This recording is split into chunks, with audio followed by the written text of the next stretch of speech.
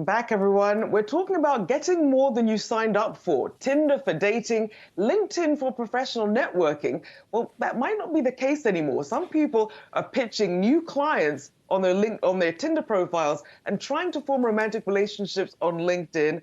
I think it's incredibly cringe. Dave, what do you think about this?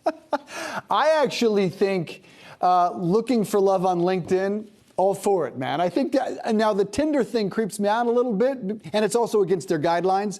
But I think if you're making these professional connections on LinkedIn, I think it's, from what I read, people actually say it's a better match than it is on actual dating sites. It is also against LinkedIn policy, in case you're wondering. You know, it's interesting because I can understand if somebody was saying, hey, I would like to meet somebody through LinkedIn. It's not the forum for it.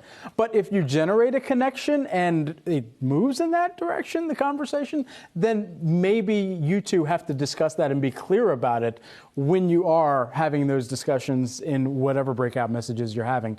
But at the same time, on the other side, for the Tinder conversation that leads to a sales opportunity, I'm not sure how I would navigate that. If somebody said, would make me genuinely angry. If they were just like, hey, you know, it looks like you've got a great profile here. I'm actually selling something totally different than love here. Yeah, that's kind of a scam, isn't it, Rochelle? Offer decline, no.